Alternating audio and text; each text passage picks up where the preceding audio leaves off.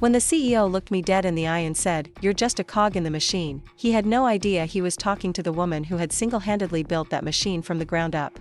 What he also didn't know was that this cog was about to walk away and take the entire supply chain with her, leaving his $180 million company to crumble into bankruptcy while I built something worth 10 times more. My name is Jessica Martinez, and this is the story of how I turned the biggest insult of my career into the sweetest revenge in business history. Before we jump back in, tell us where you're tuning in from, and if this story touches you, make sure you're subscribed because tomorrow, I've saved something extra special for you. 3 years ago, I walked into Midwest Manufacturing Solutions carrying nothing but a worn leather briefcase and a determination to prove myself in an industry that had never taken me seriously. At 28, I was already considered a veteran in supply chain management, having cut my teeth at smaller firms across the Midwest where I learned that success wasn't about having the fanciest degree or the most connections. It was about understanding that behind every product, every delivery, every satisfied customer, there was an intricate web of relationships, timing, and logistics that most people never saw and fewer still could master. Detroit's manufacturing district in 2021 was a graveyard of broken dreams and shuttered factories, but Midwest Manufacturing Solutions occupied a gleaming modern building on the riverfront, a testament to American industry's attempt to reinvent itself. The company specialized in custom metal fabrication for automotive and aerospace clients, the kind of precision work that required materials to arrive exactly when needed, in perfect condition, at the right price. When I interviewed with CEO Robert Chen, he painted a picture of a company on the verge of greatness, held back only by chaotic supply chain operations that were bleeding money and frustrating clients. During my first week, I discovered the true scope of the disaster I had inherited. The previous supply chain manager had quit without notice, leaving behind a system that could charitably be described as organized chaos.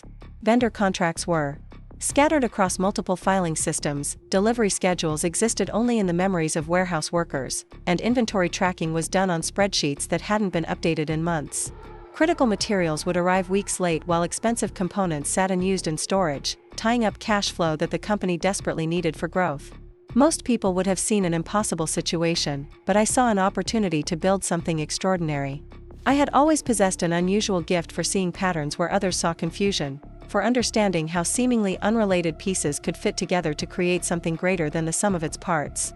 In supply chain management, this meant recognizing that every vendor relationship, every delivery schedule, every inventory decision was connected to every other element in ways that could either create smooth efficiency or catastrophic failure.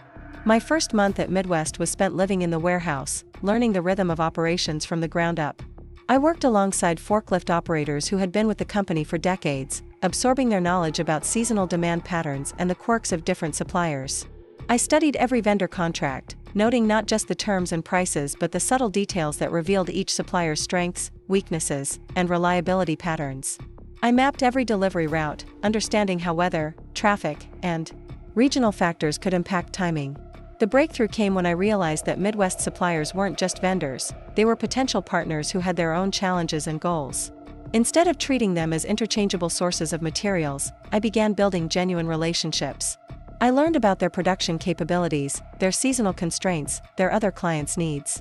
I started coordinating orders to help them optimize their production runs while securing better prices and priority treatment for Midwest. With Chen's blessing, I implemented a complete overhaul of our supply chain operations. I negotiated long-term partnerships with 3 primary steel suppliers, creating redundancy while securing volume discounts. I established relationships with electronics vendors in both domestic and international markets, ensuring we could source critical components even during global shortages. Most importantly, I designed a just-in-time inventory system that reduced our carrying costs by 40% while improving our delivery reliability to near-perfect levels. The transformation was remarkable. Within 6 months, Midwest supply chain went from being its biggest liability to its greatest competitive advantage. We could promise clients delivery schedules that our competitors couldn't match, while maintaining quality standards that exceeded industry norms. Our materials costs dropped by 15% even as our reliability improved dramatically. The company's revenue grew from $98 million to $140 million in my first year, with profit margins that made Chen grin every time he reviewed the quarterly reports. But the real test came when COVID-19 shattered global supply chains overnight. Factories shut down, shipping routes collapsed, and companies across the world watched helplessly as their carefully constructed operations fell apart. At Midwest, we faced the same challenges as everyone else, but we had something most companies lacked: a supply chain built on relationships rather than just contracts. While our competitors scrambled to find alternative sources for critical materials, I was working 18-hour days on the phone with suppliers I had spent years cultivating. The steel vendor in Pittsburgh who had become a trusted partner found creative ways to maintain deliveries even when their primary transportation routes were disrupted. The electronics supplier in Shenzhen worked with us to identify alternative components when original specifications became unavailable. The regional logistics company I had partnered with developed new protocols for safe deliveries that kept our operations running when others were completely shut down. Those were the most intense months of my career, but also the most rewarding. Every successful delivery, every crisis averted, every client commitment honored felt like a personal victory. I was working around the clock, coordinating with suppliers across multiple time zones, redesigning logistics networks in real time, and finding solutions to problems that had never existed before. My apartment became a command center with multiple monitors tracking shipments, supplier capacity, and global market conditions. The results spoke for themselves. While most manufacturing companies saw their revenue collapse during 2020, Midwest manufacturing actually grew. We gained market share as competitors failed to meet their commitments, and we secured long-term contracts with clients who had experienced our reliability during the crisis. By early 2021, our annual revenue had reached $180 million, and our profit margins were the envy of the industry. Chen was effusive in his praise during our monthly reviews. He spoke about my contributions at industry conferences, credited our supply chain excellence in press interviews, and seemed genuinely appreciative of the foundation I had built. I began to believe that I had found my place, that my years of hard work and innovation were finally being recognized by leadership that understood value when they saw it. I should have known it was too good to last. Success in corporate America has a way of creating its own problems, especially for women, who achieve it through competence rather than politics. Preparing and narrating this story took us a lot of time, so if you are enjoying it, subscribe to our channel, it means a lot to us. Now back to the story.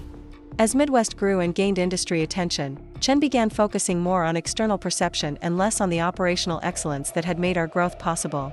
He started talking about the need for seasoned leadership and boardroom presence, code words that I had heard before and never liked hearing. The first warning sign came during a leadership retreat in early 2022. Chen had hired a consulting firm to conduct a strategic planning session, and I was excited to share insights about how our supply chain capabilities could support even more ambitious growth. Instead, the consultants spent most of their time discussing organizational structure and leadership development, with barely a mention of the operational systems that had made our success possible. During one particularly frustrating session about executive presence, I raised concerns about maintaining our supply chain excellence during rapid expansion. The lead consultant, a polished woman in an expensive suit who had clearly never spent time in a warehouse, dismissed my input with a patronizing smile.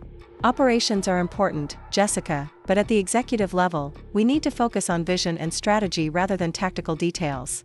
That phrase, tactical details, stuck with me long after the retreat ended. To these consultants, the intricate work of building supplier relationships, optimizing logistics networks, and ensuring operational excellence was just tactical details.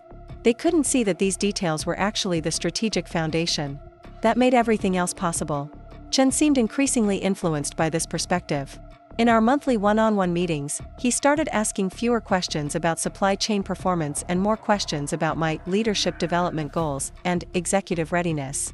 He suggested I should delegate more of the hands-on vendor management to focus on bigger picture thinking.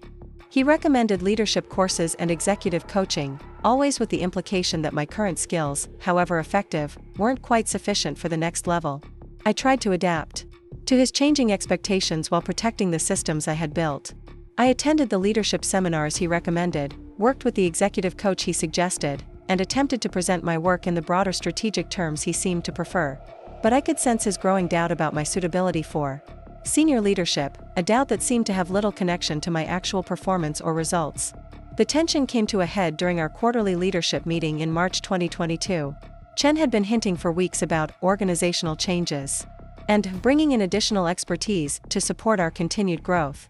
I assumed he was planning to hire additional staff to support our expanding operations, which would actually be helpful given the increasing complexity of our supply chain network. Instead, he announced that he was bringing in outside leadership to take our operations to the next level.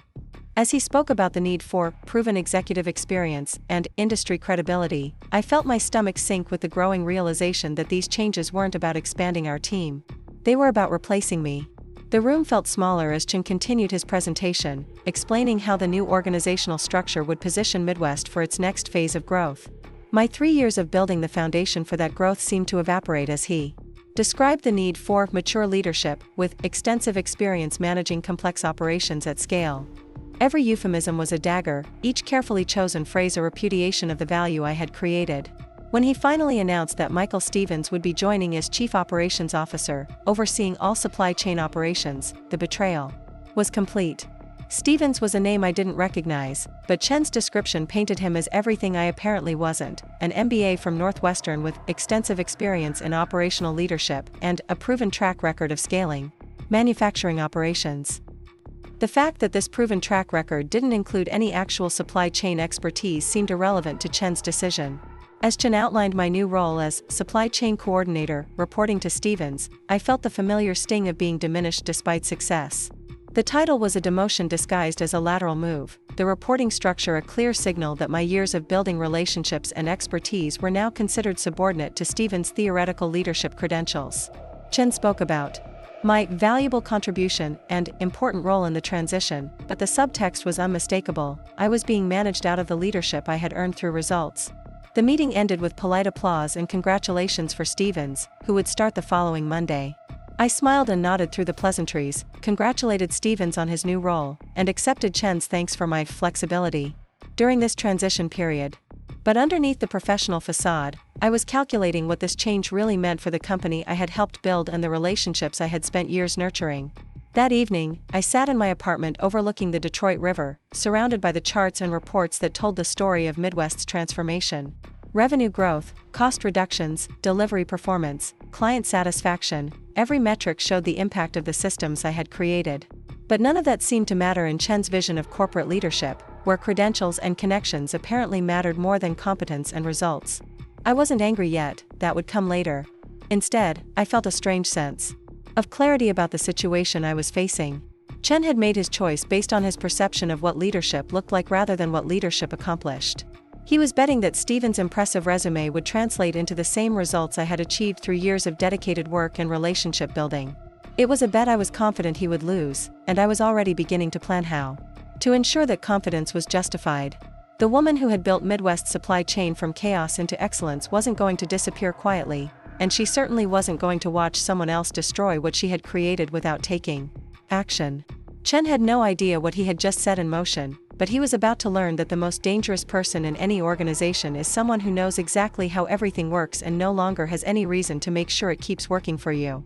Michael Stevens arrived at Midwest Manufacturing Solutions on a crisp Monday morning in April, carrying himself with the confident stride of someone who had never questioned whether he belonged in a leadership position.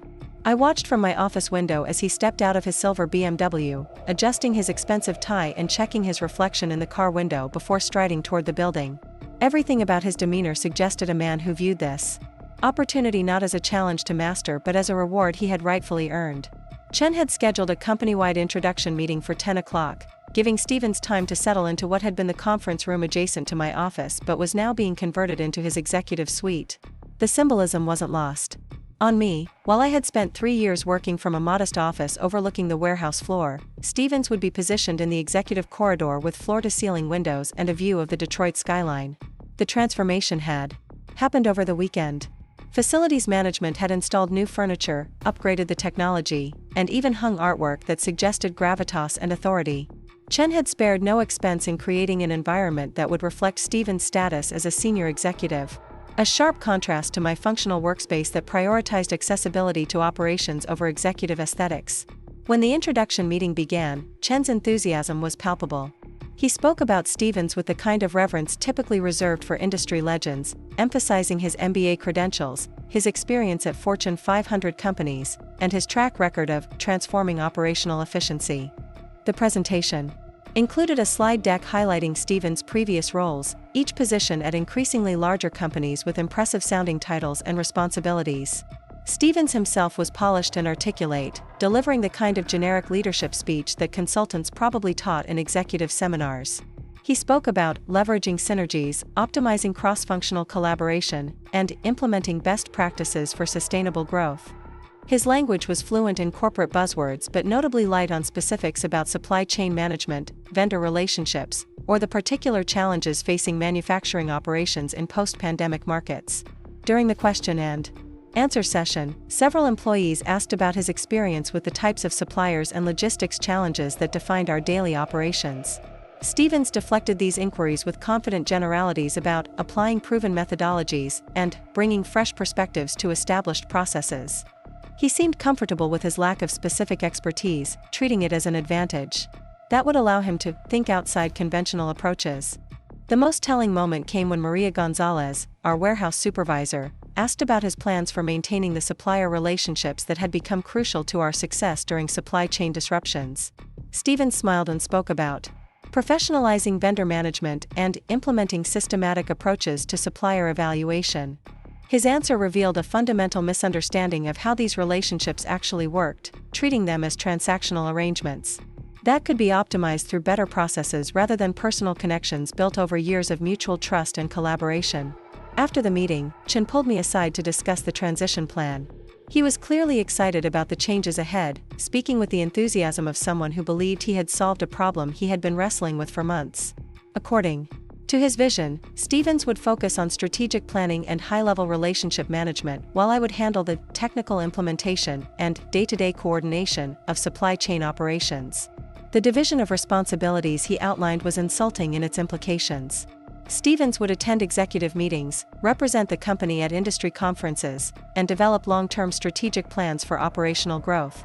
I would manage vendor communications, coordinate delivery schedules, and ensure that the systems I had built continued functioning smoothly. Chen presented this arrangement as if it were a natural evolution that would allow both of us to focus on our respective strengths, but the underlying message was clear: Stevens was the leader, and I was the technician who would execute his vision. The first week of working under Stevens was a masterclass in diplomatic patience. He scheduled daily check-ins where he would ask me to explain various aspects of our supply chain operations, taking copious notes and asking follow-up questions that revealed his complete unfamiliarity with the intricacies of our business. He approached these sessions with the confidence of someone who believed that understanding systems was simply a matter of gathering enough information and applying logical analysis. His questions were often reasonable but fundamentally missed the nuanced realities of supplier relationships and logistics coordination. When I explained how we had negotiated preferred pricing with our steel suppliers by coordinating our orders with their production schedules, he wanted to know why we couldn't simply demand better prices based on our volume. When I described the careful balance required to maintain relationships with both domestic and international electronics vendors, he suggested we should streamline to the most cost-effective options regardless of reliability considerations. Most concerning was his approach to the personal relationships that had become the foundation of our supply chain success. Stevens viewed these connections as inefficient remnants of outdated business practices, suggesting that we should formalize vendor management through structured processes and performance metrics. He couldn't understand that the supplier in Pittsburgh who had found creative solutions during COVID shutdowns or the logistics coordinator in Chicago who had rerouted shipments to avoid weather delays weren't just vendors but partners who went above and beyond because they trusted our commitment to mutual success. By the end of his first week, Stevens had scheduled meetings with all of our major suppliers to introduce himself and establish expectations for the new partnership structure.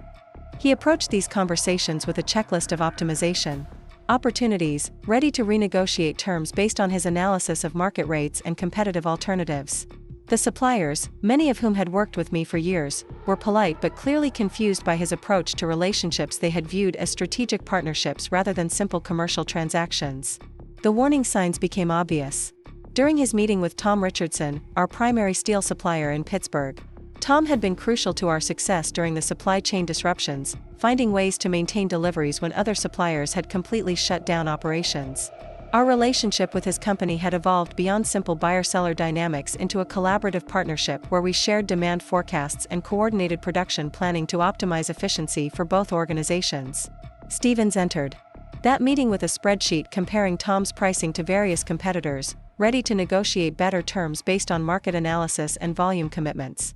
He had no understanding of the additional value Tom provided through flexible scheduling, quality consistency, and crisis management capabilities. When Tom tried to explain the comprehensive nature of their service offering, Stevens interrupted. To focus on price per ton and delivery schedule guarantees. The conversation became increasingly uncomfortable as Stevens pushed for concessions that Tom couldn't offer without fundamentally changing their business model. Stevens wanted pricing that would only be possible with longer lead times and larger minimum orders, changes that would eliminate the flexibility that made Tom's company valuable to our operations. He insisted on penalty clauses for late deliveries without understanding that Tom's reliability came from his ability to adjust schedules when unexpected challenges arose.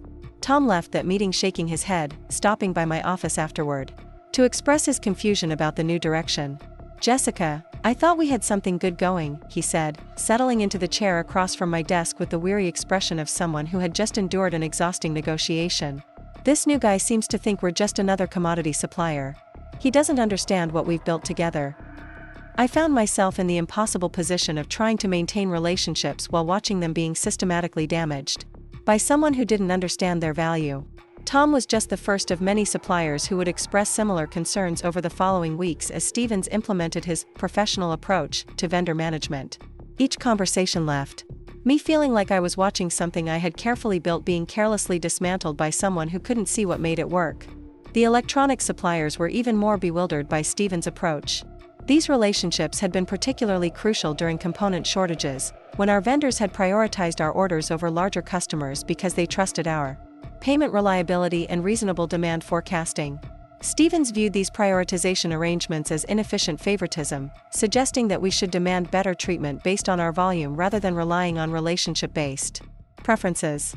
His meeting with Linda Chen, our primary electronics supplier in California, was a disaster. Linda had gone to extraordinary lengths to maintain our component supply during the worst of the pandemic disruptions, even arranging for air freight deliveries when normal shipping routes were unavailable. Stevens approached their relationship as a standard vendor negotiation, demanding lower prices and threatening to move business to competitors if his terms weren't accepted. Linda was professionally polite during the call, but I could hear the frustration in her voice as Stevens dismissed the value of the expedited shipping arrangements and flexible payment terms that had made our partnership successful. After the call ended, she sent me a private message expressing concern about the sustainability of our business relationship under this new approach. "Jessica, we've always valued working with Midwest because you understood partnership. This feels like we're being treated as interchangeable suppliers." The pattern repeated with logistics coordinators, warehouse suppliers, and specialized component vendors. Stevens approached each relationship as an optimization opportunity, focusing on extracting better terms without understanding the collaborative dynamics that had made these partnerships valuable. He was technically correct that we could probably find cheaper alternatives for most of our supply chain needs, but he completely missed how the reliability, flexibility, and crisis management capabilities of our existing partners had enabled our success during challenging periods. Within 3 weeks of Stevens' arrival, I was receiving concerned communications from suppliers across our entire network. They were confused by the new approach, worried about the sustainability of relationships they had invested years in building, and increasingly resistant to the accommodation requests that had previously been routine parts of our collaboration. The foundation of trust and mutual benefit that had made our supply chain resilient was being replaced by transactional relationships that prioritized short-term cost savings over long-term partnership value. Chen remained enthusiastic about Stevens' professional approach to vendor management.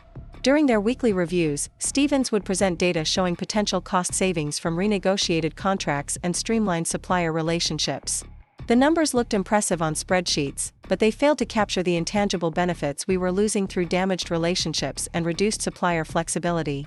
The real test came when one of our major clients requested an expedited delivery schedule that would require coordinating rush orders from multiple suppliers. In the past, I would have made a few phone calls to partners who understood our business and been able to confirm feasibility within hours. Under Stevens' new system, the same request required formal quotes, contract amendments, and approval processes that turned a simple accommodation into a complex negotiation. The client eventually canceled their order and placed it with a competitor who could provide the responsive service they needed. Stevens viewed this as confirmation that we needed to further streamline our processes, missing the irony that his streamlining had actually reduced our responsiveness to client needs. He began developing even more systematic approaches to vendor management, creating approval workflows and performance metrics that would further formalize relationships I had deliberately kept flexible. The breaking point came during my 4th week under Stevens' leadership. Chen had scheduled a meeting to discuss organizational adjustments that would optimize Jessica's contribution to the new operational structure. The language was corporate speak. For a demotion, but I was still unprepared for the extent of the changes Chen had decided to implement. Stevens had convinced Chen that our supply chain operations needed clear hierarchical structure and systematic management processes.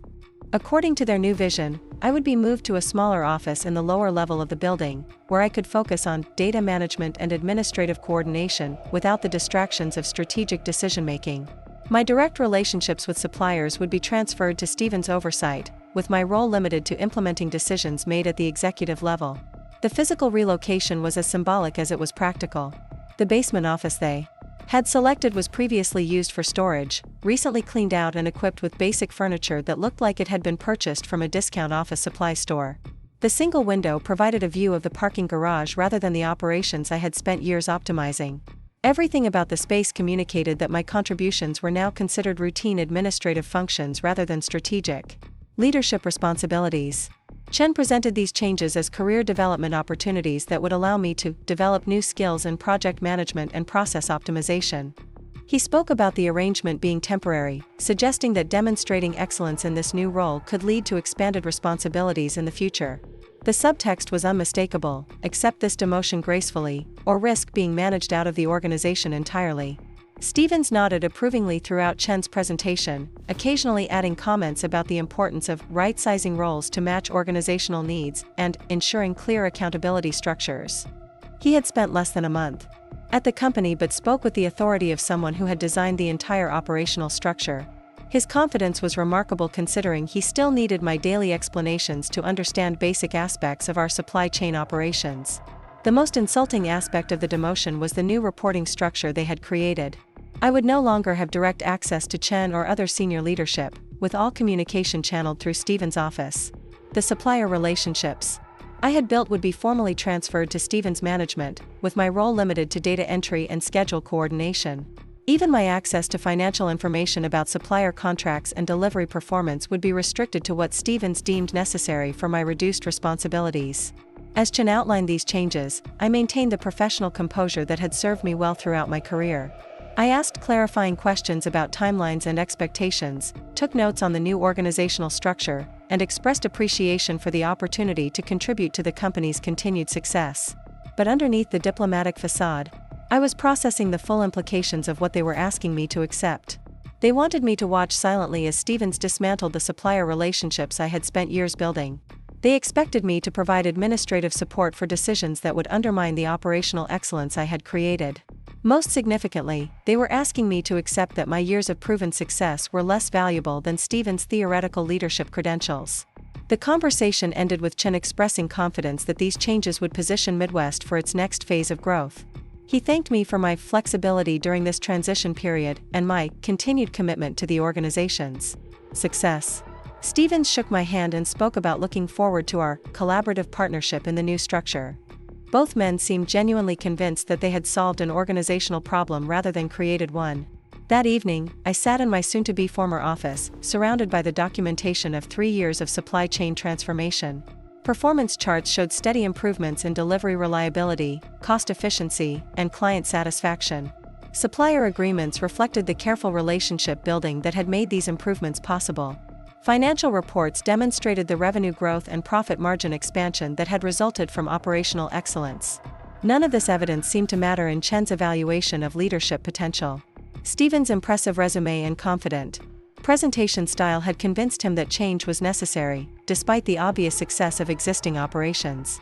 The decision reflected a fundamental misunderstanding of what had made Midwest successful and what would be required to sustain that success in the future. I wasn't surprised by the demotion, the writing had been on the wall since Stevens' arrival. But I was surprised by the extent to which Chen had embraced the narrative that operational expertise was somehow less valuable than executive presence. He seemed genuinely convinced that Stevens would be able to maintain the supplier relationships and operational efficiency I had created while adding strategic vision that had previously been missing. It was a bet I was confident they would lose. But I realized that simply watching them fail wouldn't be sufficient satisfaction for the insult they had delivered. The demotion wasn't just a career setback, it was a repudiation of everything I had accomplished and a dismissal of the value I had created. Chen and Stevens had made their choice about what kind of leadership they valued, and I was about to show them the consequences of that choice. As I began packing the personal items from my office, I was already formulating plans that would go far beyond simply proving them wrong. They had underestimated not just my contributions to their success, but my ability to succeed without them. The woman who had built their supply chain from chaos into excellence wasn't going to disappear quietly into a basement office, and she certainly wasn't going to watch someone else destroy her work without taking action. Chen had no idea that his organizational optimization was about to become the catalyst for the most expensive mistake in Midwest manufacturing's history. The cog he thought he could relocate and diminish was actually the engineer who understood exactly how the entire machine worked, and she was about to demonstrate what happened when that engineer decided to build something better. The moment that crystallized everything happened on a Thursday afternoon in early May, 3 weeks after Stevens had begun his systematic destruction of our supplier relationships. I was sitting in my basement office, reviewing damage reports, disguised as progress updates, when Chen's assistant called to inform me that both he and Stevens wanted to see me immediately in Chen's executive suite. The walk upstairs felt longer than usual, each step carrying me from the operational reality of our deteriorating supply chain to the executive fantasy where Stevens' initiatives were being celebrated as revolutionary improvements. The elevator ride gave me a moment to compose myself, though I had no idea what conversation awaited me in Chen's corner office with its panoramic view of downtown Detroit. Chen was standing behind his desk when I entered, his expression mixing satisfaction with what I would later recognize as uncomfortable guilt. Stevens sat in one of the leather chairs facing the desk, looking like a man who had just won an argument. He had been preparing for weeks. The dynamic in the room immediately told me this wasn't going to be a routine check-in about operational performance. "Jessica, thank you for coming up," Chen began, his tone carrying the forced warmth of someone about to deliver unwelcome news. "Michael and I have been reviewing the organizational restructuring we discussed, and we've realized we need to make some additional adjustments to optimize your contribution to our new operational framework." The corporate language was a smokescreen for what was coming, but I remained silent as Chen continued his prepared presentation. Stevens had apparently convinced him that my continued involvement in supplier relationships was creating conflicting signals and inefficient communication channels that were hampering the implementation of new vendor management protocols. According to their analysis, suppliers were confused about whether to work with Stevens or continue their previous arrangements with me. This confusion was allegedly creating delays in contract negotiations and mixed messages about Midwest's strategic direction. The solution they had developed was to completely remove me from any external supplier communications, centralizing all vendor relationships under Stevens' direct oversight. Chen explained this change as if it were a promotion rather than a demotion. My new role would focus on internal process optimization and data analytics, allowing me to apply my technical expertise to improving efficiency without the distractions of relationship management. He spoke about this transition as career development that would broaden my skill set and prepare me for future opportunities in strategic planning. Stevens nodded approvingly as Chen outlined the new arrangement, occasionally interjecting comments about the importance of clear communication channels and systematic vendor management. He had prepared a detailed presentation about how my removal from supplier relationships would eliminate confusion and streamline decision-making processes. His confidence was remarkable considering the mounting evidence that his approach was already damaging relationships I had spent years building. The conversation continued for 20 minutes, with Chen and Stevens taking turns explaining why this change would benefit both me and the organization. They had clearly rehearsed their arguments, anticipating resistance and preparing responses that framed every concern as a misunderstanding of the strategic benefits they were implementing. Their enthusiasm was genuine, reflecting a sincere belief that they were solving problems rather than creating them. When they finished their presentation, Chen leaned back in his chair with the expression of someone who had just delivered good news.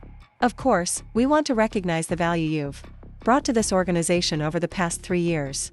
Your contributions have been significant, and we don't want this transition to feel like anything other than the career development opportunity it represents." He reached into his desk drawer and pulled out an envelope with my name written in his distinctive handwriting. "This is a small token of our appreciation for your flexibility during this organizational evolution. We know change can be challenging, but we're confident that this new structure will position everyone for greater success." The envelope was thick and cream-colored, the kind of formal presentation that suggested something significant inside. Chen pushed it across the polished surface of his desk, his expression mixing pride with expectation, as if he were about to solve any concerns I might have about the changes they had just announced. I opened the envelope carefully, aware that Both men were watching my reaction with anticipation. Inside was a gift card holder containing a $100 Visa card, along with a printed letter on company letterhead expressing appreciation for my dedicated service during a period of organizational transition. The letter was signed by both Chen and Stevens, thanking me for my professional attitude and commitment to company success. $100. For 3 years of building the supply chain that had transformed Midwest from a struggling manufacturer into a $180 million industry leader. For working 18-hour days during the pandemic to maintain operations when competitors were shutting down. For creating the supplier relationships that had enabled the company's growth and the profit margins that had made Chen wealthy enough to afford his corner office and luxury car. The mathematical absurdity was staggering. My supply chain optimizations had saved the company millions of dollars annually. The revenue growth enabled by reliable operations had generated tens of millions in additional income. The crisis management that had kept us operational during global disruptions was worth more than many companies' entire annual budgets. And Chen thought $100 was appropriate recognition for these contributions. But the money wasn't the real insult, it was the assumption behind it. Chen genuinely believed that this gesture would make me grateful for my demotion, that a gift card would transform my removal from meaningful work into a positive career development experience. He had convinced himself that I should appreciate being pushed aside for someone whose primary qualification was having attended the right graduate school. Stevens watched my reaction with obvious satisfaction, clearly pleased with his role in orchestrating these changes. He had spent 3 weeks at Midwest and was already confident enough to participate in decisions about recognizing my years of contribution. His presence during this conversation was itself an insult, suggesting that he had earned the right to evaluate work he didn't understand and relationships he was systematically destroying. We hope this helps with any personal expenses while you're transitioning to your new responsibilities, Stevens added, his tone suggesting magnanimous generosity. Change can be financially stressful, and we want to support our team members during periods of adjustment. The condescension was breathtaking. Stevens was treating me like an entry-level employee who might struggle to afford gas money during a job transition, rather than the operational expert who had built the foundation for his current position. He seemed genuinely convinced that $100 was meaningful compensation for someone whose work had generated millions in company value. Chen was nodding approvingly at Stevens' comment, clearly pleased with the collaborative approach they had taken to managing this transition. Exactly. We're a team here, and we take care of our people. Jessica, your technical skills are valuable, and we want to make sure you feel supported as we move into this new organizational structure. I looked at the gift card, then at the 2 men who were waiting for my grateful response to their generous recognition of my contributions. The absurdity of the moment was almost overwhelming. They had demoted me, removed me from the work I had mastered, damaged relationships I had built, and expected me to be thankful for a $100 gift card as compensation for their destructive decisions. The silence stretched as I processed not just the immediate insult but the complete lack of understanding it represented. Chen and Stevens had no comprehension of what I had actually accomplished or what they were asking me to sacrifice. They viewed my expertise as a commodity that could be replaced by better management processes, my relationships as inefficiencies that needed systematic correction. This is very thoughtful, I finally said, my voice maintaining the professional composure that had served me throughout my career. I appreciate the recognition and the opportunity to contribute to Midwest's success in new ways. Chen smiled with relief, clearly pleased that I was accepting their decisions gracefully. That's the attitude that makes you such a valuable team member, Jessica. Change is never easy, but your professionalism makes these transitions smoother for everyone involved. Stevens nodded approvatively, adding, exactly. This kind of flexibility is what separates good employees from great ones. Your willingness to adapt shows real leadership potential, even if it's different from traditional operational leadership. Even his compliments were insults, suggesting that my leadership potential was theoretical rather than demonstrated through years of actual results. Stevens was already rewriting history to position himself as the real leader while I was relegated to supporting roles that might someday develop into something meaningful. The conversation continued for another 10 minutes, with Chen and Stevens outlining their expectations for my new responsibilities and their confidence in my ability to excel in this revised role. They spoke about upcoming projects that would benefit from my analytical skills and process improvement initiatives that could showcase my technical expertise. Everything they described was busy work designed to keep me occupied while Stevens implemented his vision for vendor management. I would be analyzing data he generated, documenting processes he designed, and supporting initiatives he would take credit for. My years of supply chain expertise would be reduced to spreadsheet management and report preparation. When the meeting finally ended, I thanked them both for their time and their consideration of my career development. I shook hands with Chen and Stevens, congratulated Stevens again on his new role, and expressed enthusiasm for contributing to the company's continued success under their leadership. The walk back to my basement office felt different than the trip upstairs had. I was no longer the senior supply chain manager who had built Midwest's operational foundation. I was an administrative coordinator whose primary value was her willingness to accept diminished responsibilities without complaint.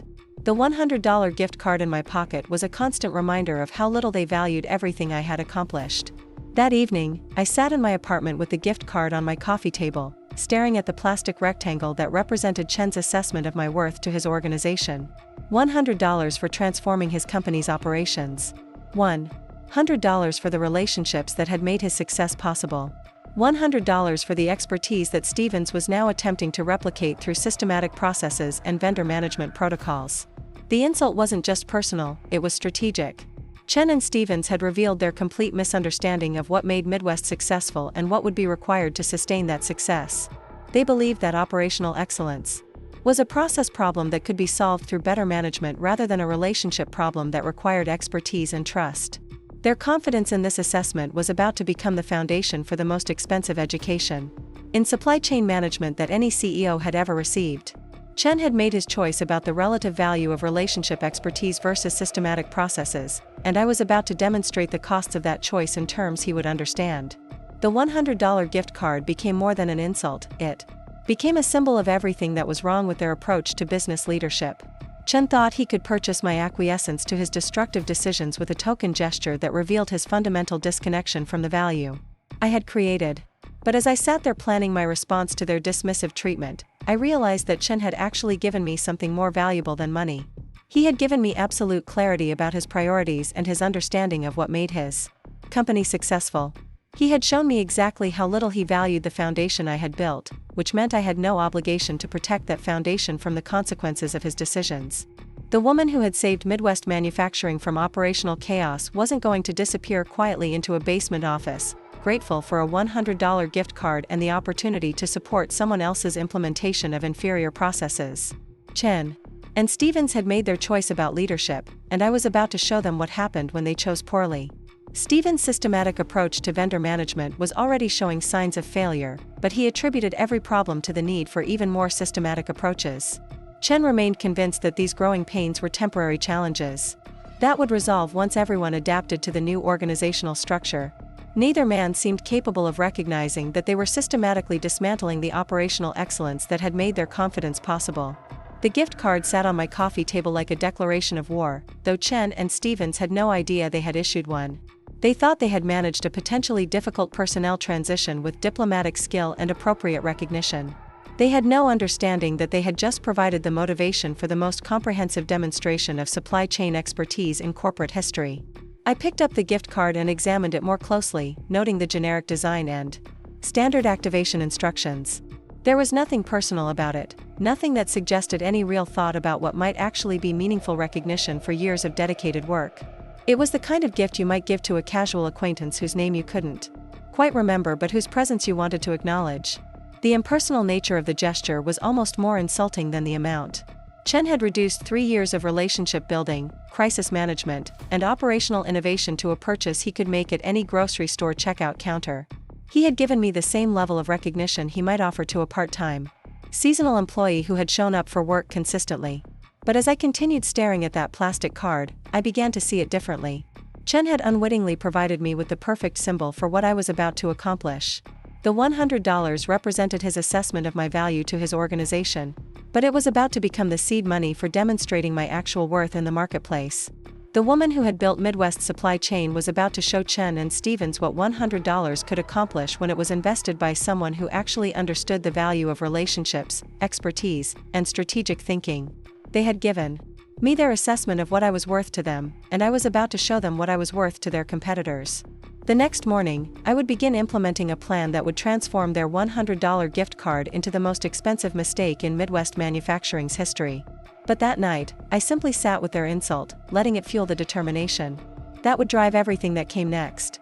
Chen and Stevens had no idea that they had just handed me both the motivation and the symbolic foundation for destroying everything they thought they had gained by removing me from meaningful work. The cog they thought they could relocate and diminish was about to demonstrate that she had actually been the engineer who understood exactly how to build something better. The morning after receiving Chen's insulting gift card, I sat in my basement office with a clarity of purpose I had never experienced before.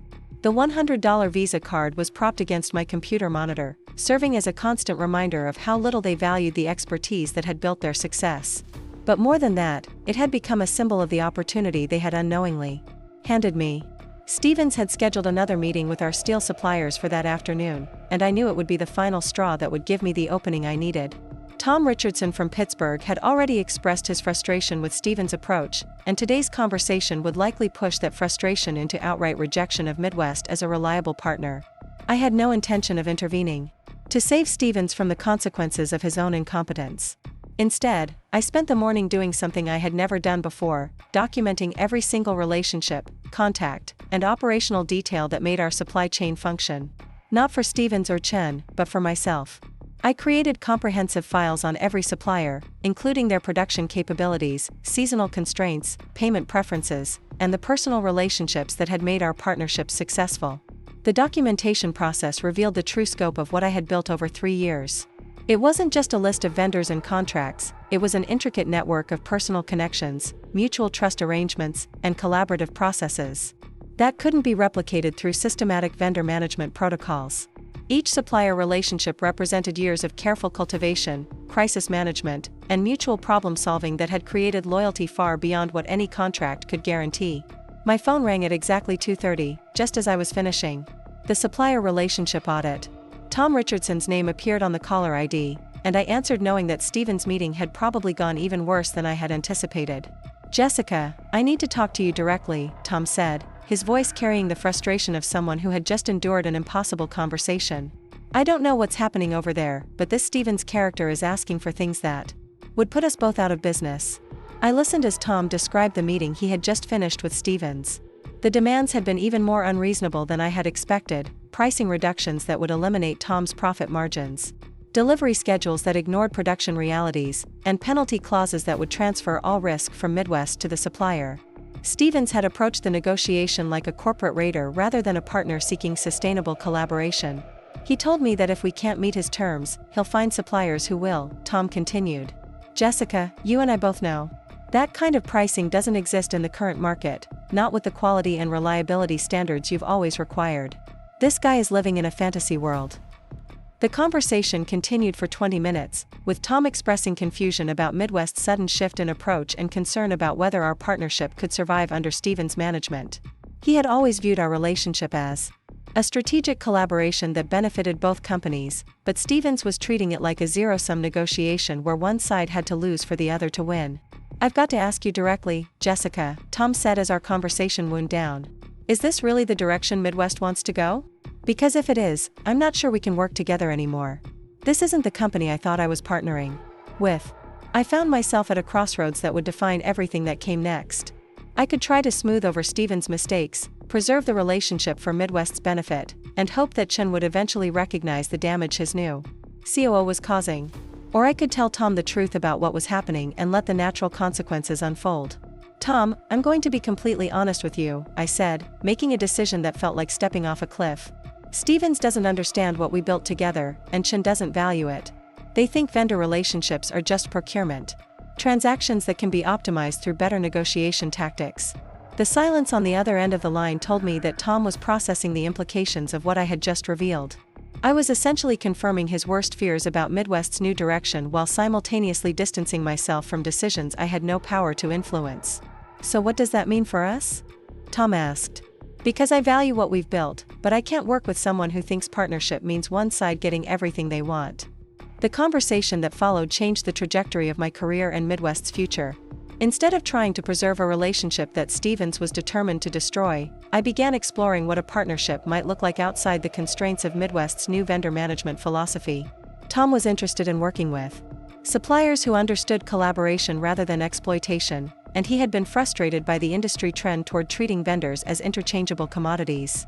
Our conversation evolved into a broader discussion about how supply chain relationships could work when both sides were committed to mutual success rather than zero-sum negotiations. By the end of that call, Tom and I had outlined the framework for a consulting relationship that would help him work with manufacturers who shared our philosophy about supplier partnerships. It wasn't a formal arrangement yet, but it was the beginning of something that could benefit both of us while demonstrating the value of the approach Stevens was abandoning. The same pattern repeated over the following days as other suppliers reached out to express their frustration with Stevens' renegotiation efforts. Linda Chen from our electronics supplier in California called to discuss whether Midwest was still committed to the flexible payment arrangements that had made our partnership work during cash flow challenges.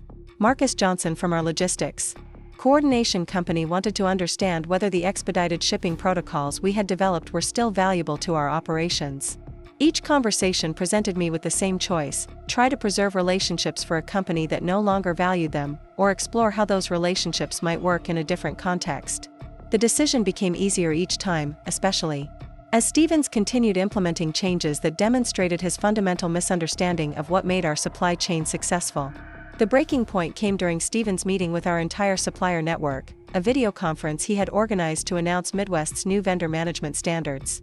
He had invited representatives from all of our major suppliers to hear his presentation about optimizing partnerships for mutual efficiency and accountability.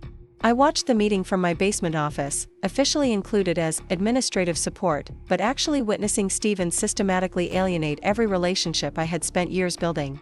His presentation focused on performance metrics, penalty structures, and competitive benchmarking that treated each supplier as a potential problem rather than a collaborative partner. The questions from suppliers revealed their growing concern about Midwest's new direction. They asked about the flexibility arrangements that had made our partnership successful, the collaborative planning processes that had optimized efficiency for both sides, and the mutual support systems that had enabled crisis management during supply chain disruptions. Stevens' responses were dismissive and transactional. He spoke about formalizing processes and implementing systematic approaches that would eliminate the relationship-based accommodations that suppliers had valued. He suggested that vendors who couldn't adapt to these new standards weren't the right partners for Midwest's growth trajectory. The meeting ended with polite expressions of understanding and commitments to review the new requirements, but I could see the frustration in every supplier's expression. These were professionals who had invested years in building collaborative relationships with Midwest, and Stevens was telling them that those relationships were inefficient obstacles to better business practices. Within hours of the meeting's conclusion, my phone was ringing with calls from suppliers who wanted to understand what was really happening at Midwest. They were confused by the disconnect between Stevens' systematic approach and the collaborative partnerships they had developed with me over years of working together. These conversations marked the end of my attempts to preserve anything for Midwest's benefit. Stevens had made it clear that he viewed the supplier relationships I had built as problems to be solved rather than assets to be protected. Chen had demonstrated that he valued Stevens' theoretical expertise more than my proven results. Neither man seemed capable of recognizing the damage they were causing to the operational foundation of their company's success. That evening, I made a series of phone calls that would transform my career and destroy theirs. I contacted Tom Richardson, Linda Chen, Marcus Johnson, and 6 other key suppliers to propose a different kind of partnership. Instead of working within Midwest's deteriorating vendor management system, we would create our own network focused on collaborative supply chain solutions for manufacturers who understood the value of relationship-based partnerships. The response was immediate and enthusiastic. Every supplier I contacted was frustrated with the industry trend toward treating vendors as interchangeable commodities, and they were excited about the possibility of working with manufacturers who shared their commitment to mutual success. Tom had connections with furniture manufacturers who needed reliable steel suppliers. Linda knew electronics companies that valued flexible payment arrangements. Marcus had relationships with logistics companies that could benefit from coordinated shipping protocols. Within a week, I had the foundation for a consulting business that would serve mid-size manufacturers while providing preferred partnerships for suppliers who understood collaboration. The business model was simple but revolutionary. Instead of treating supply chain management as a cost center focused on extracting maximum value from vendors, we would treat it as a strategic advantage based on building relationships that benefited everyone involved. I registered Phoenix Supply Solutions on a Thursday morning, exactly 2 weeks after receiving Chen's $100 gift card. The name reflected my intention to rise from the ashes of my experience at Midwest, but it also symbolized the rebirth of supply chain philosophy based on partnership rather than exploitation. The first client came through Tom Richardson, a furniture manufacturer in Grand Rapids who had been struggling with unreliable suppliers and escalating costs. They were spending more time managing vendor problems than designing products, and their customer satisfaction was suffering from delivery delays and quality inconsistencies. My proposal was radically different from typical supply chain consulting. Instead of focusing on cost reduction and vendor optimization, I offered to build a collaborative network of suppliers who would treat their success as integral to his success. The steel would come from Tom's company at fair prices with reliable delivery schedules. Electronics components would be sourced through Linda's network with flexible payment terms and expedited shipping when needed. Logistics would be coordinated through Marcus's company with protocols designed for efficiency rather than cost minimization. The results were immediate and dramatic. Within 6 weeks, the furniture manufacturer's supply chain costs had decreased by 12% while delivery reliability increased to 98%. More importantly, they were able to focus on product development and customer relationships rather than vendor management crises. Word spread quickly through Michigan's manufacturing community. The combination of cost efficiency, delivery reliability, and operational simplicity was exactly what mid-size manufacturers needed but couldn't achieve through traditional vendor management approaches. My phone started ringing with inquiries from companies that had heard about the collaborative supply chain model I was implementing. Each new client strengthened the network effect that made Phoenix Supply Solutions increasingly valuable. Suppliers could optimize their production schedules across multiple clients, reducing costs for everyone. Manufacturers could access specialized expertise and crisis management capabilities that would be impossible to maintain internally. The logistics coordination created efficiencies that benefited entire regions rather than individual companies. Within 3 months, Phoenix Supply Solutions was generating $30,000 in monthly revenue and managing supply chain operations for 8 manufacturing companies. The business was profitable from the beginning because it was built on relationships rather than infrastructure, expertise rather than overhead, and mutual benefit rather than exploitation. Meanwhile, Midwest Manufacturing was discovering the true costs of Stevens' systematic approach to vendor management. The steel supplier in Pittsburgh had terminated their contract after Stevens refused to acknowledge the value of flexible scheduling arrangements. The electronics vendor in California had moved Midwest to standard payment terms and delivery priorities, eliminating the preferential treatment that had enabled just-in-time manufacturing. Most critically, the logistics coordination that had enabled Midwest's reliable delivery schedules was falling apart as Stevens implemented standardized shipping protocols that ignored regional variations and seasonal challenges. The company that had once promised clients delivery schedules that competitors couldn't match was now struggling to meet basic delivery commitments. Chen remained convinced that these were temporary challenges that would resolve once everyone adapted to Stevens' more professional approach to vendor management. He attributed supplier resistance to their reluctance to embrace more efficient business practices, missing the reality that he was losing partners who had been crucial to his company's success. The first major client loss came in July, 4 months after Stevens had implemented his vendor management reforms. A longtime aerospace client canceled a multi-million-dollar contract after Midwest failed to deliver critical components on schedule. The delay was caused by Stevens' decision to switch to a cheaper steel supplier who couldn't meet the precise specifications required for aerospace applications. Stevens blamed the supplier for misrepresenting their capabilities, but the real problem was his failure to understand why we had originally selected more expensive vendors who could guarantee quality and reliability. The cost savings he had achieved through competitive bidding were wiped out by a single delivery failure that damaged Midwest's reputation in their most profitable market segment. The pattern repeated over the following months as Stevens' optimization efforts created cascade failures throughout Midwest's operations. Each cost reduction initiative generated savings on paper while creating operational problems that were far more expensive than the money saved. The systematic approach to vendor management was systematically destroying the operational excellence that had made cost savings possible. I watched this deterioration from my growing consulting business, which was now generating $60,000 in monthly revenue and expanding into new geographic markets. Every failure at Midwest validated the collaborative approach I was implementing, with Phoenix Supply Solutions demonstrating that sustainable success required partnership rather than exploitation. The final conversation with Chen came in October, 6 months after I had received his insulting gift card. He called my personal phone on a Friday evening, his voice carrying the exhaustion of someone who was finally beginning to understand the magnitude of his mistakes. "Jessica, I need to ask you something directly," he said after the usual pleasantries about how I was enjoying my new career. The suppliers we used to work with, they're not responding to our calls anymore. Tom Richardson won't even return Steven's messages. Linda Chen is only offering us standard pricing and delivery terms. What happened to the relationships you built? The question revealed Chen's fundamental misunderstanding of how those relationships had worked. He seemed to think they were assets that belonged to Midwest rather than personal connections that belonged to me. He couldn't comprehend that suppliers had been loyal to our collaborative approach rather than to the company that had employed me. Robert, those relationships were based on mutual respect and genuine partnership, I explained. When Stevens started treating suppliers like interchangeable commodities, they responded accordingly. You can't maintain collaborative relationships while implementing exploitative practices. The silence on Chen's end told me he was processing the implications of what I had just explained. Stevens had convinced him that vendor relationships were simply business arrangements that could be optimized through better negotiation tactics. The reality that these relationships were personal connections based on trust and mutual benefit was apparently a revelation. Is there any way to repair the damage?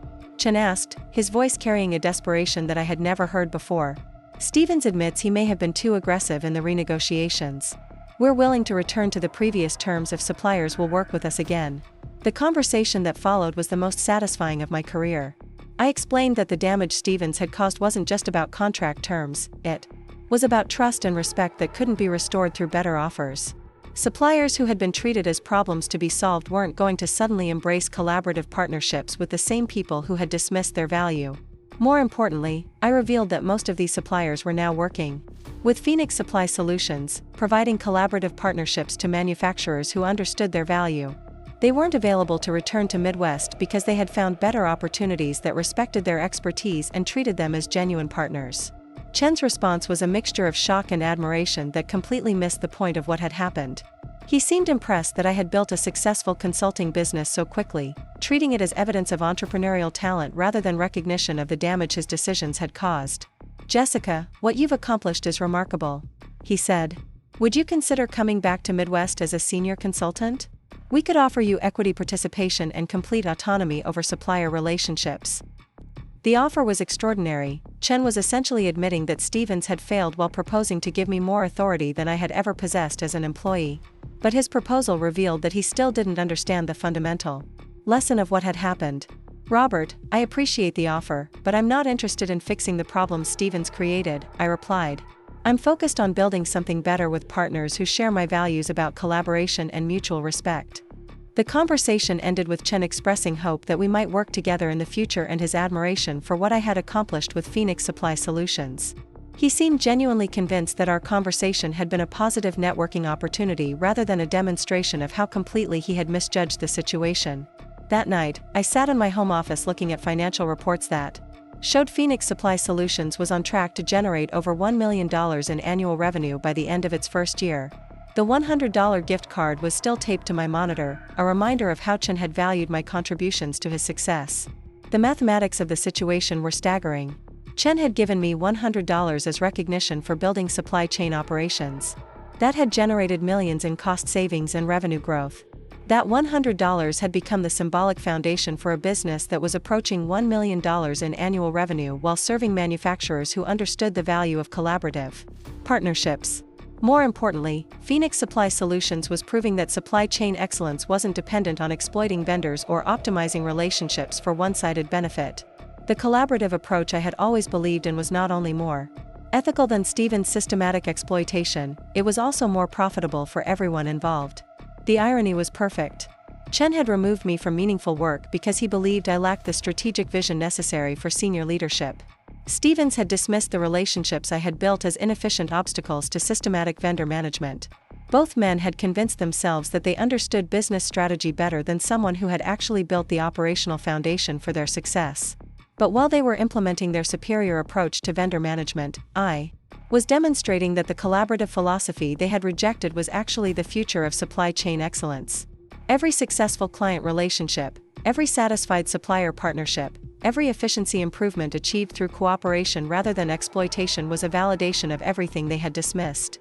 Phoenix Supply Solutions wasn't just a successful consulting business, it was a comprehensive refutation of everything Chen and Stevens believed about leadership, strategy, and vendor management. The woman they had reduced to administrative support was building something that proved their approach was not only morally questionable but strategically inferior. The $100 gift card had become the most expensive mistake in corporate history.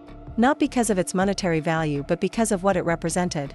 Chen had revealed his complete misunderstanding of what made businesses successful, and that misunderstanding had cost him both the operational excellence I had built and the competitive advantage it had provided. As I prepared to expand Phoenix Supply Solutions into new markets and industry segments, I realized that Chen had actually given me the greatest gift possible, the motivation to prove that everything he believed about business leadership was wrong. The cog he thought he could relocate and diminish had become the engineer who would revolutionize supply chain management for an entire industry. The call came on a cold December morning, exactly 8 months after Chen had handed me that insulting $100 gift card. I was in my new office suite in downtown Detroit, reviewing expansion plans for Phoenix Supply Solutions, when my assistant informed me that Robert Chen was on the line requesting an urgent conversation. The irony wasn't lost on me. The man who had relegated me to a basement office was now calling the penthouse headquarters of a company that was systematically dismantling everything he had built. Phoenix Supply Solutions had grown beyond my most optimistic projections. What had started as a consulting business serving 8 manufacturing clients had evolved into a comprehensive supply chain management firm handling operations for 43 companies across the Great Lakes region. Our annual revenue had reached $2.8 million, with profit margins that made traditional consulting firms envious. More importantly, we had created a collaborative network of suppliers and manufacturers.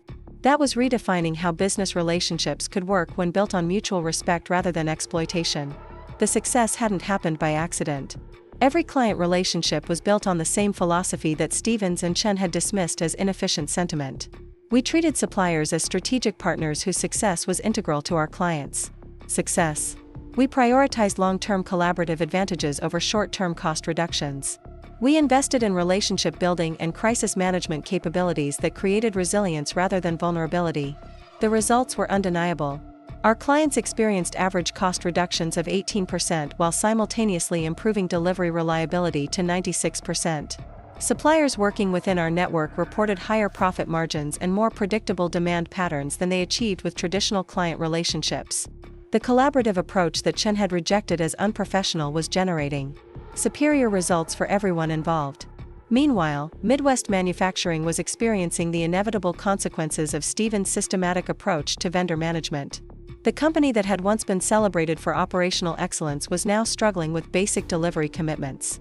Their on-time performance had dropped to 62%, their material costs had increased by 28%, and their client satisfaction ratings were approaching crisis levels. The deterioration had accelerated over the fall months as Stevens' vendor optimization initiatives created cascade failures throughout their operations. The steel supplier he had selected based on competitive pricing couldn't maintain consistent quality standards. The electronics vendor he had chosen for cost efficiency couldn't provide the expedited shipping that had been crucial to just-in-time manufacturing. The logistics company he had contracted for standardized shipping protocols couldn't adapt to the seasonal variations that had always affected delivery schedules. Each failure reinforced Stevens' conviction that he needed even more systematic approaches to vendor management. He implemented additional performance metrics, penalty structures, and compliance requirements that further alienated suppliers who had once been willing to accommodate Midwest's operational needs. The death spiral was accelerating as systematic solutions created systematic problems that demanded even more systematic interventions. Chen's voice carried exhaustion and desperation when I finally accepted his call. The confident executive who had dismissed my concerns about relationship-based partnerships now sounded like someone who was drowning in the consequences of decisions he no longer understood how to reverse. "Jessica, I'll be direct," he said. After the usual pleasantries that fooled neither of us. "Midwest is in serious trouble. We've lost 6 major clients in the past 4 months, our supplier relationships are completely deteriorated, and our operational costs are spiraling out of control. I need your help." The admission was remarkable considering how adamantly he had defended Stevens' approach just months earlier. Chen had spent the better part of a year insisting that systematic vendor management was superior to relationship-based partnerships, dismissing my concerns as resistance to professional business practices. Now he was acknowledging that those professional practices had nearly destroyed his company. "I'm sorry to hear about Midwest's challenges," I replied, maintaining the professional courtesy that had served me well throughout this entire ordeal. "What specifically did you want to discuss?" Chen's response revealed the full extent of his desperation. He had apparently spent weeks trying to reconnect with the suppliers I had originally partnered with, only to discover that most of them were now working exclusively within the Phoenix Supply Solutions network. Tom Richardson wouldn't even return calls from Midwest. Linda Chen had politely declined to resume their previous partnership arrangements. Marcus Johnson had explained that his logistics capacity was fully committed to collaborative relationships that he wasn't willing to compromise. The suppliers we used to work with won't even consider resuming our partnerships, Chen continued. They tell me they're committed to collaborative arrangements that provide better long-term stability than traditional vendor relationships. Jessica, I think they're all working with your consulting firm. The conversation that followed was the most satisfying of my professional career. Chen was essentially acknowledging that the suppliers he had allowed Stevens to alienate were now thriving in the collaborative network I had created. The relationships he had dismissed as inefficient sentiment were providing competitive advantages that he could no longer access.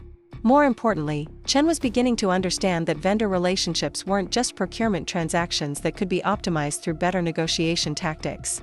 The suppliers who had been loyal to Midwest had actually been loyal to the collaborative approach I had implemented, and when that approach was abandoned, their loyalty naturally transferred to someone who still valued genuine partnership. Robert, you're correct that many of our former suppliers are now working within the Phoenix network, I confirmed.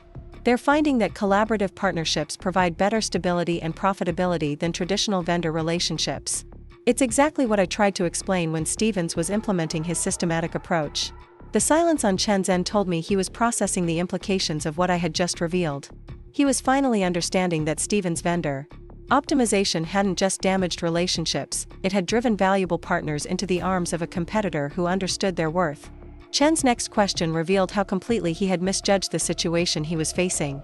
Jessica, what would it take for you to come back to Midwest as Chief Operations Officer?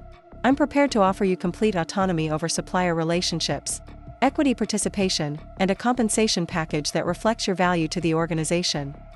The offer was extraordinary in multiple ways. Chen was essentially admitting that Stevens had been a complete failure while proposing to give me authority that exceeded what I had ever possessed as an employee. He was also revealing that he still didn't understand the fundamental dynamics of what had happened. Robert, I appreciate the offer, but I'm not interested in returning to Midwest, I replied. Phoenix Supply Solutions is thriving because we're building something based on collaboration and mutual respect. I'm not interested in trying to repair relationships that Stevens destroyed. Chen's response showed that he still viewed the situation as a personnel problem rather than a strategic failure. He seemed convinced that offering me enough money and authority would solve the operational crisis that Stevens had created, missing the reality that the suppliers he needed to reconnect with were no longer available because they had found better opportunities. Jessica, I understand you've built something impressive with your consulting firm, Chen continued. But Midwest could offer you resources and scale that would take your collaborative approach to an entirely different level. We could implement your philosophy across a much larger operation. The conversation revealed Chen's complete failure to learn from his mistakes. He was still thinking about collaborative partnerships as a management technique that could be implemented within the same organizational structure that had produced Stevens' systematic exploitation. He couldn't comprehend that genuine collaboration required fundamental changes in corporate philosophy that went far beyond updating vendor management policies. Robert, the collaborative approach we've developed at Phoenix isn't just about supplier relationships, I explained. It's about creating organizational cultures that prioritize mutual benefit over exploitation. That's not something you can implement within existing structures that view vendors as problems to be solved rather than partners to be valued. The education continued for another 20 minutes as Chen asked increasingly desperate questions about how to repair supplier relationships, reduce operational costs, and restore delivery reliability. Each question revealed his continued misunderstanding of how the collaborative network I had built actually functioned. Chen seemed to think that supplier loyalty was something that could be purchased through better contract terms or won back through improved negotiation tactics. He couldn't grasp that the relationships he had lost were based on trust and mutual respect that couldn't be restored by offering more money or promising different treatment. Most fundamentally, Chen still viewed Phoenix Supply Solutions as a consulting firm that helped clients optimize their vendor relationships rather than understanding that we had created an entirely different model for how business partnerships could work. He thought our success was based on better implementation of traditional supply chain management rather than recognition that traditional approaches were fundamentally flawed. The conversation took an interesting turn when Chen asked about the possibility of Midwest becoming a client of Phoenix Supply Solutions. His desperation had apparently reached the point where he was willing to pay his former employee to manage the relationships that his current COO had destroyed. We could contract with Phoenix to handle our supplier relationships while keeping our internal operations under Steven's management, Chen suggested. That would allow us to benefit from your collaborative approach while maintaining our existing organizational structure. The proposal was absurd on multiple levels, but it revealed how completely Chen misunderstood both his problem and my solution. He wanted to outsource the relationship management that Stevens had proven incapable of handling while keeping Stevens in charge of the operations that depended on those relationships. He thought he could purchase access to collaborative partnerships while maintaining exploitative practices within his own organization.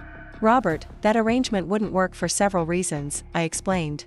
Our suppliers choose to work within the Phoenix network because they trust our commitment to collaboration.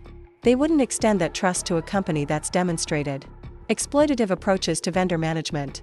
Chen's response revealed his growing frustration with explanations that challenged his assumptions about how business relationships worked.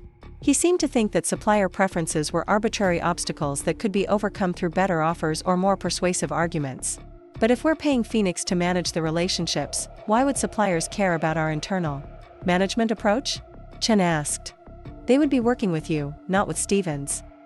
The question showed that Chen still viewed supplier relationships as transactional arrangements rather than genuine partnerships based on shared values and mutual respect. He couldn't understand that suppliers who had been burned by Stevens' systematic exploitation wouldn't trust any arrangement that involved Midwest, regardless of who was managing the day-to-day interactions. More importantly, Chen's proposal would compromise the integrity of the collaborative network I had spent months building.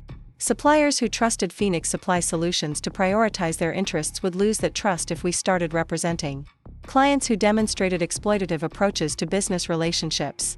Robert, our supplier partners choose to work with Phoenix because they know we share their commitment to collaboration, I explained. Representing a client that has demonstrated exploitative practices would compromise that trust and damage relationships throughout our entire network. The education continued as Chen struggled to understand why suppliers would care about the values and practices of companies they weren't directly contracting with. His questions revealed a transactional worldview that couldn't comprehend how trust and reputation affected business relationships across entire networks rather than just individual partnerships. Chen's final offer was the most revealing of our entire conversation.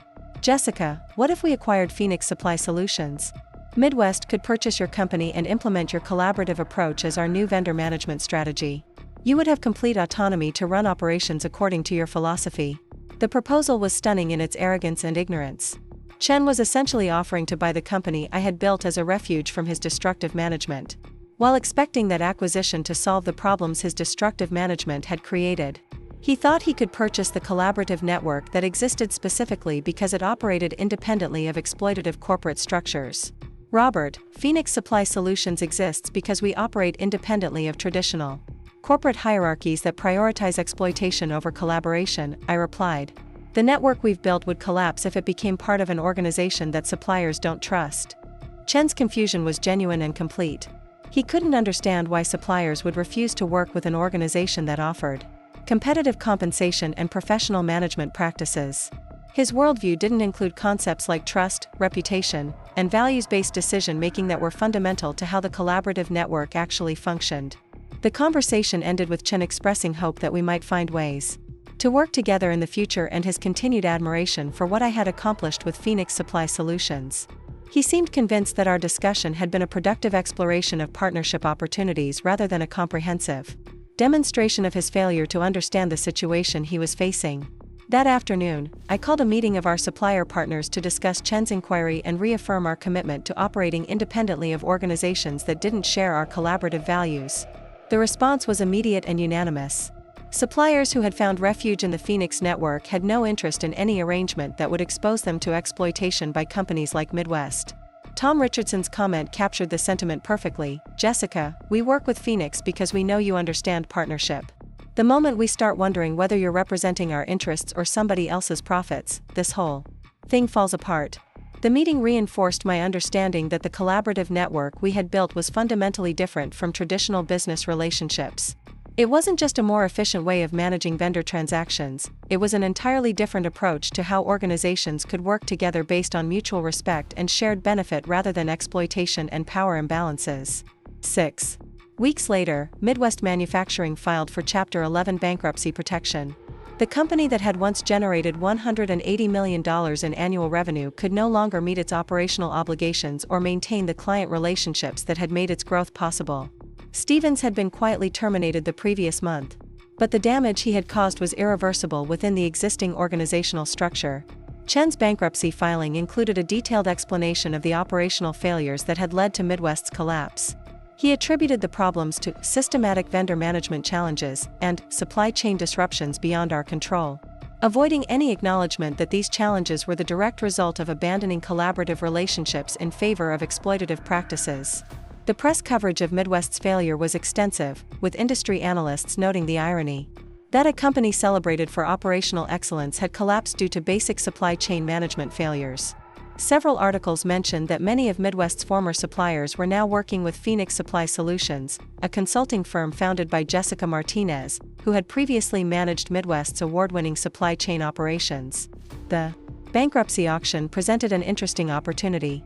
Midwest's client contracts, equipment, and facility were being sold to satisfy creditor obligations, and several of our Phoenix clients expressed interest in acquiring assets that could expand their operations. More intriguingly, some of Midwest's former clients were reaching out to Phoenix Supply Solutions for assistance in finding new suppliers after their primary vendor relationship had collapsed. The mathematical perfection of the situation was overwhelming. Chen's $100 gift card had become the symbolic foundation for a business that was not only thriving but was now positioned to acquire assets from the company that had dismissed my contributions.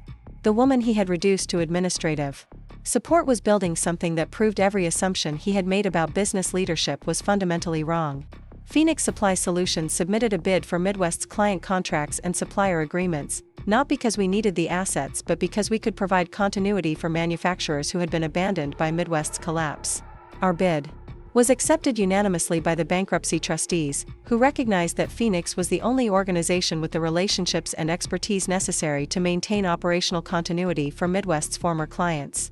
The acquisition made Phoenix Supply Solutions the dominant supply chain management firm in the Great Lakes region, with annual revenue approaching $8 million and a collaborative network that included over 60 suppliers and 90 manufacturing clients.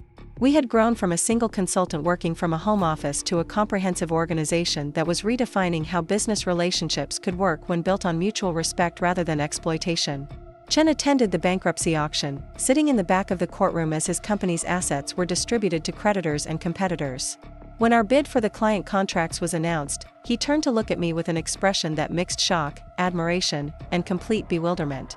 After the proceedings ended, Chen approached me in the courthouse lobby with the demeanor of someone who was still trying to understand what had happened to his carefully planned business strategy. "Jessica, I have to ask," he said, his voice carrying the exhaustion of someone who had spent months watching everything he had built fall apart. "How did you know that the collaborative approach would work when every consultant we hired said systematic vendor management was more efficient?" The question revealed that Chen still didn't understand the fundamental lesson of what had happened. He was treating Phoenix Supply Solutions' success as validation of a management technique rather than recognition that his entire approach to business relationships had been morally and strategically wrong. "Robert, collaboration works because it's based on creating value for everyone involved rather than extracting maximum benefit for one side," I explained. "When you treat partners with respect and prioritize mutual success, they respond by going above and beyond what any contract could require." Chen nodded as if he understood, but his follow-up questions revealed that he was still thinking about collaboration as a negotiation tactic rather than a fundamental philosophy about how business relationships should work.